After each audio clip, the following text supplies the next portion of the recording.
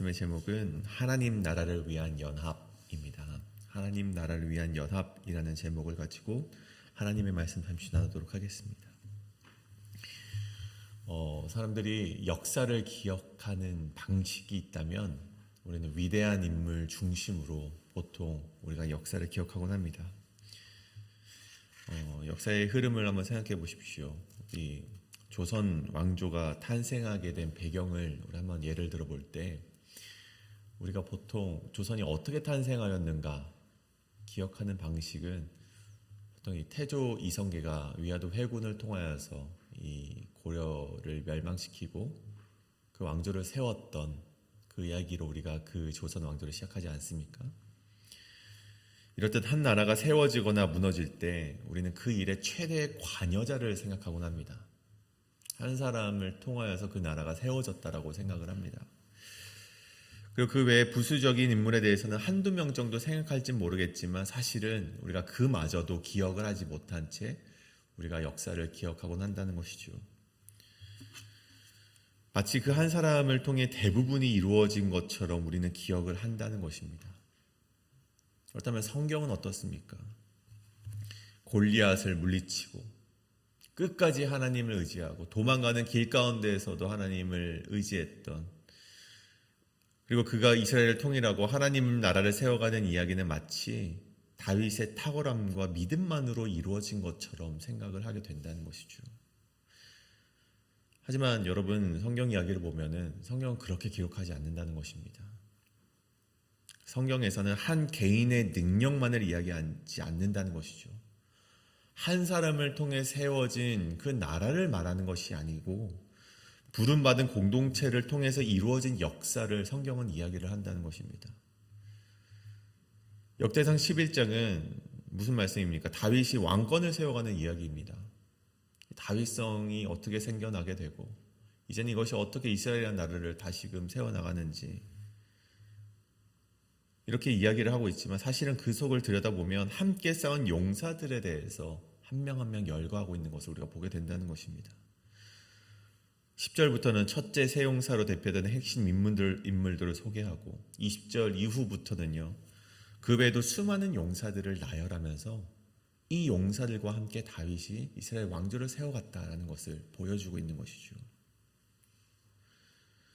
그래서 오늘 단순히 이 말씀을요, 우리가 읽었던 이 인물들의 이름들, 이 인물들을 무명의 용사들, 한 번 정도 거론된 용사들 정도로만 우리가 짚고 넘어간다면 성경의 깊은 의도 중 하나를 놓치고 있다는 것입니다. 오늘 성경의 깊은 의도가 무엇입니까? 이들 모두가, 오늘 기록된 이들 모두가 다윗과 함께 한 방향을 바라보았던 자들이고 한 사명을 위해 함께 움직인 사람들이었다라는 것을 우리가 반드시 기억해야만 한다는 것입니다.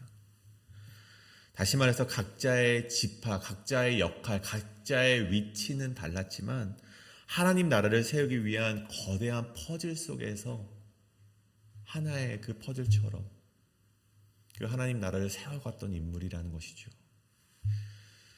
사도 바울이 말했던 그리스도의 몸된 공동체로서의 교회처럼 하나님 나라를 세워가기 위한 역사의 한 줄기의 빛으로서 한 명 한 명 오늘 이 본문에 기록이 되었다는 것입니다. 그래서 성경은 한 사람의 무용담만을 이야기하지 않는다는 것, 하나님께서 어떤 사람들을 통해서 합력하여서 그분의 나라를 이루어 가시는지 보여주는 메시지가 오늘 역대상 11장의 메시지라는 것을 우리가 찾아내야만 한다는 것입니다.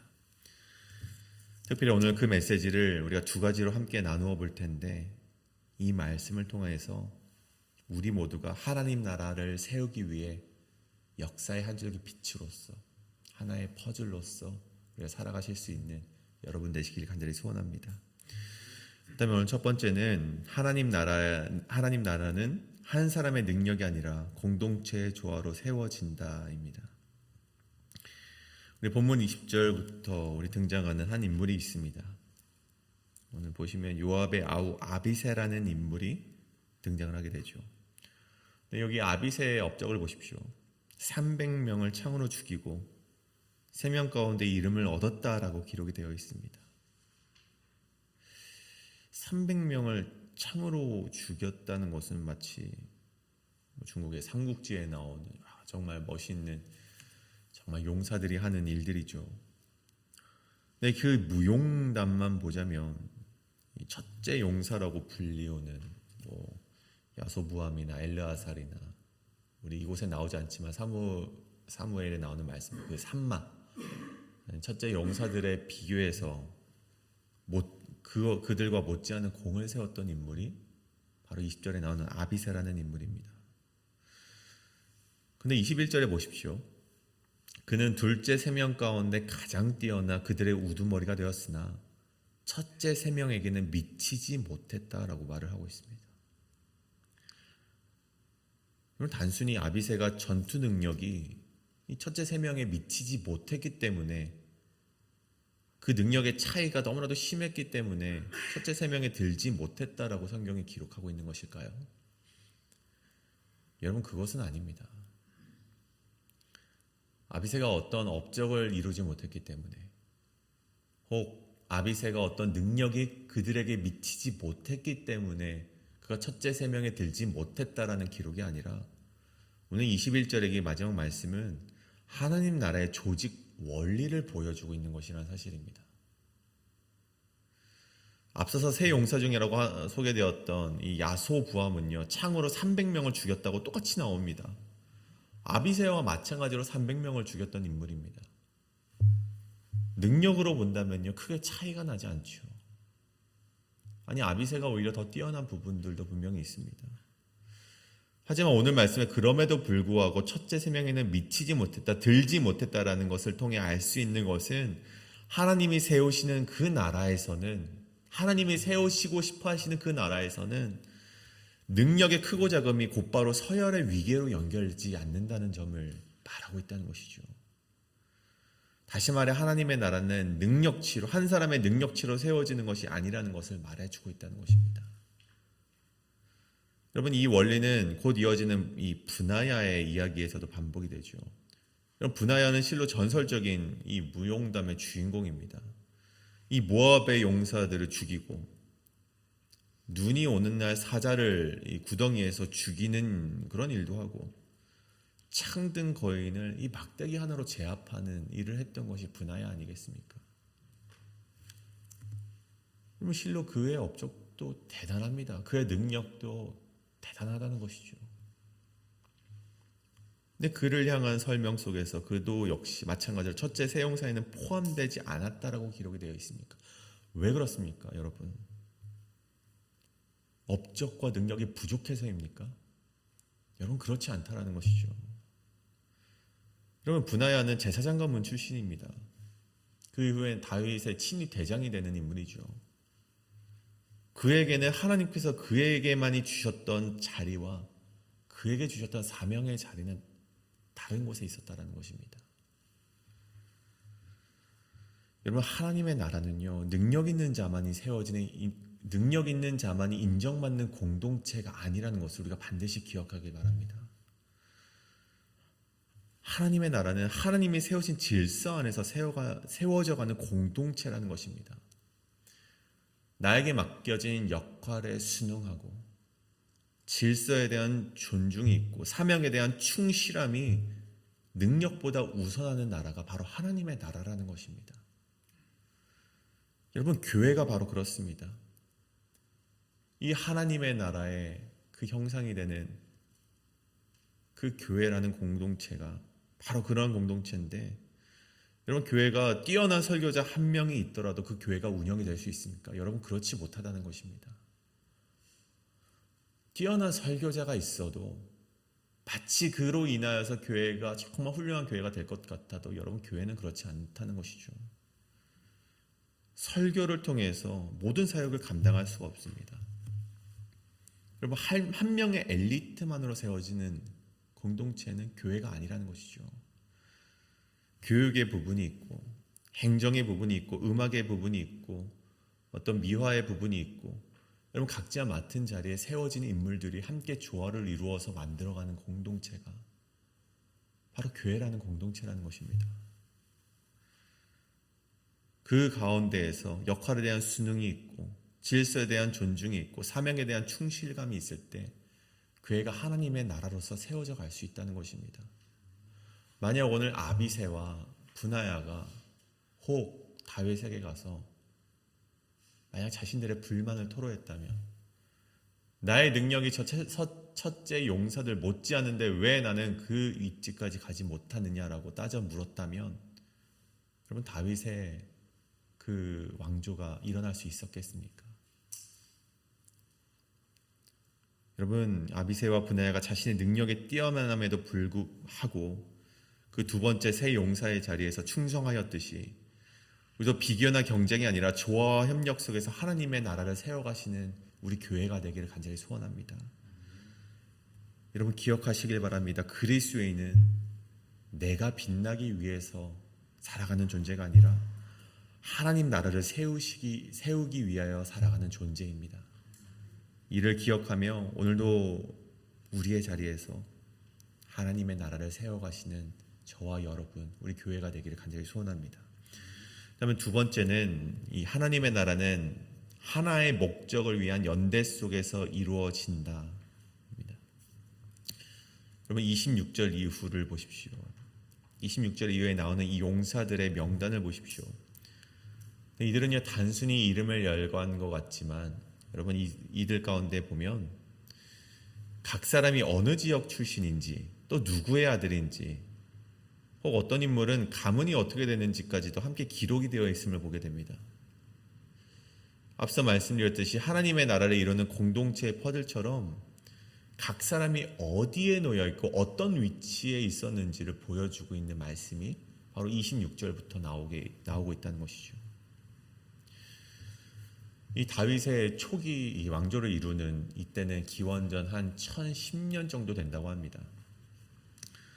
근데 이때 이 시기에 이 고대 나라들은요, 이 군대를 구성하는 방식이 조금은 특이한데 오늘 이 말씀에 나오는 그들의 지파와 그들의 한 민족으로 이루어져 있는 군대 구성 방식이 아니라 조금 다르게 이 민병대를 구성하거나 다른 곳에서부터 이 용병들을 사오면서 군대를 조직했다라고 합니다.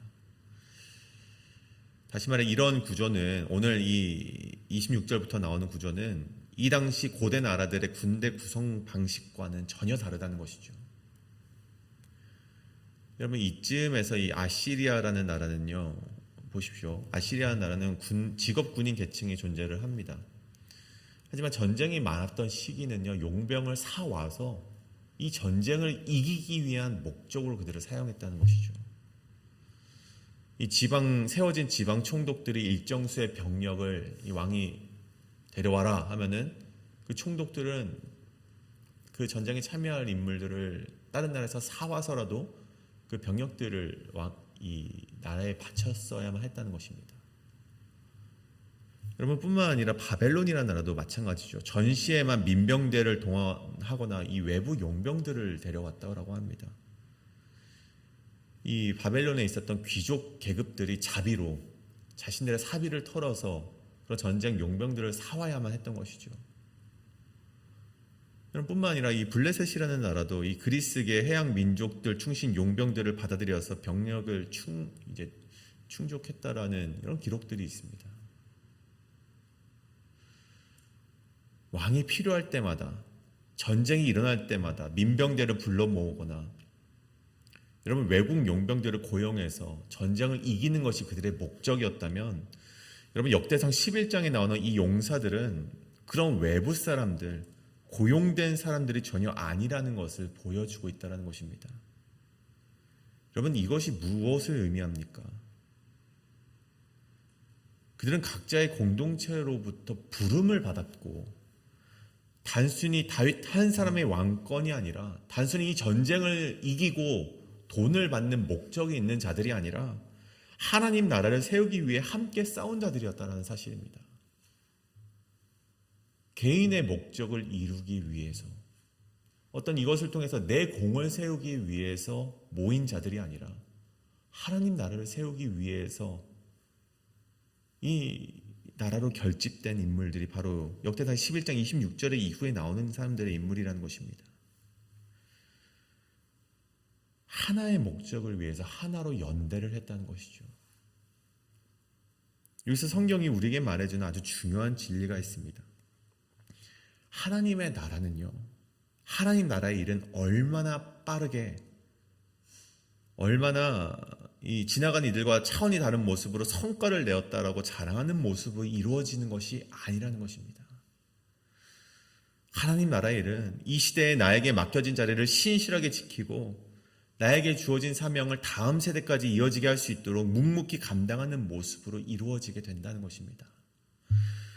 그런 충성된 자들의 한마음으로 연합되는 그런 사역 가운데, 사명 가운데 합력하여서 하나님의 나라가 이루어지게 된다는 것이죠. 여러분, 다윗이 왕이 된 것이, 다윗이라는 인물이 왕이 된 것이 단순히 전쟁에서 이겨서 얻게 된 것입니까? 여러분, 그렇지 않습니다. 하나님은 다윗 곁에 있었던 충성된 사람들의 연대를 통해서 하나님의 나라를 세워 갔고, 다윗은 그 가운데 하나님의 계획 가운데 쓰임받은 인물일 뿐이라는 사실입니다. 여러분, 교회 사역도 마찬가지죠. 하나님께서 보시는 것은 누가 무슨 일을 하느냐보다 주어진 일을 어떠한 마음으로 얼마나 신실하게 감당하느냐, 하나님께서 그것을 보신다는 것입니다. 여러분, 우리 모두는 단 하나의 목적을 가지고 이곳에 모인 그리스도인들입니다. 그래서 우리는 서로를 경쟁자로 보아서는 안 되고 함께 짐을 나누는 동역자로 바라보아야만 한다는 것입니다. 내가 맡은 자리에서 맡은 자리를 묵묵하게 지키며 주님이 주신 목적을 함께 이뤄가는 그 연대 속에서, 연합 속에서 하나님의 나라가 세워져 간다는 것입니다. 오늘 말씀을 좀 정리하고자 합니다. 항상 이 교회 사역을 할 때 항상 이 여러 가지 부담도 있지만 스트레스도 있지만, 여러분, 가장 이 시대의 목회자들이 받는 스트레스 하나가 인원수의 스트레스가 아닌가 싶습니다. 물론 이 단순히 인원수가 늘어나는 것, 그것도 스트레스죠.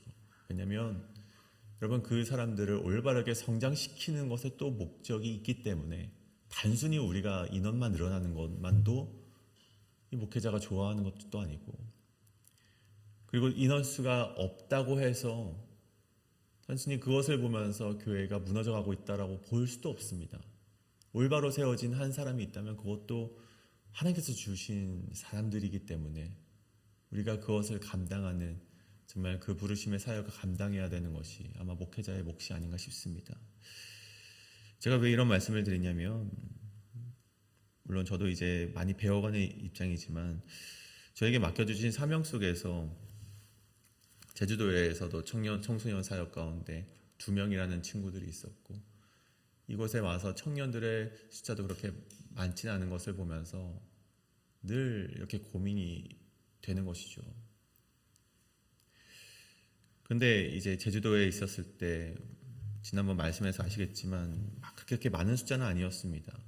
한두 명 정도 되는 친구들이 나왔고, 함께 어떻게 이 청소년부를 세워갈 수 있을까라고 고민은 하지만 매주 주일 아침이면은 정말 마음이, 이 심장이 두근두근 뛰고 오늘 잘할 수 있을까라는 그런 두려움과 막막함에 앞섰던 그런 시기가 있었습니다. 근데 저는 매 순간 최선을 다했고, 저만 최선을 다했습니까? 그 시기에 나오는 2명의 친구들이 저는 저보다 더 큰 고생을 했다고 생각합니다.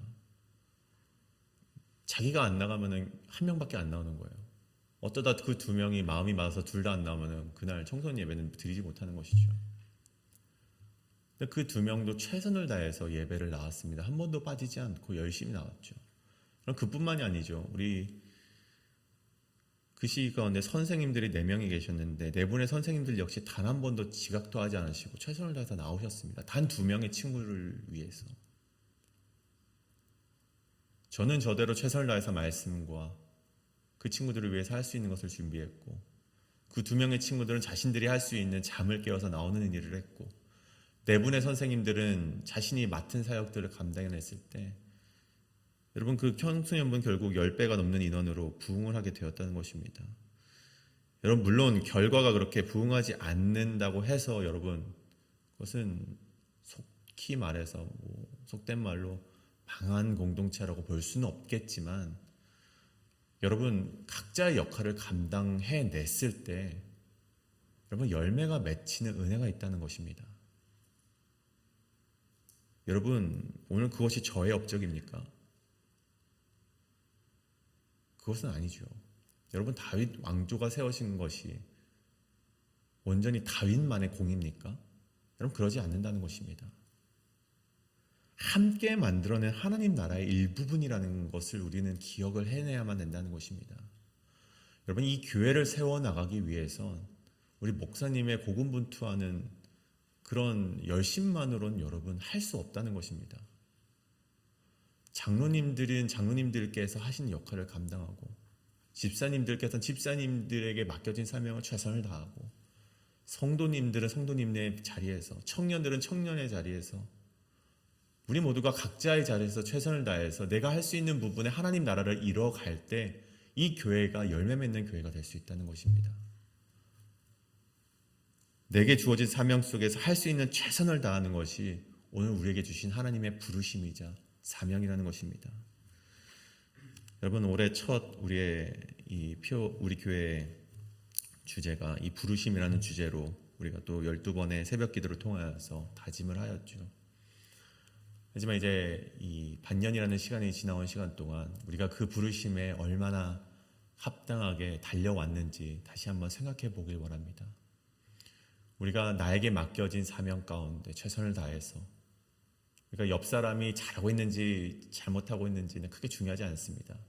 나에게 주신 사명을 얼마나 하나님 앞에서 잘 완수했는가, 혹 완수하지 못하고 있다면 이 반년이 지난 시간 다시금 결단하시면서 다시금 하나님 나라를 세워나가시기 위해서 최선을 다하며 살아가시는 우리 성도님들 되시길 간절히 소원합니다.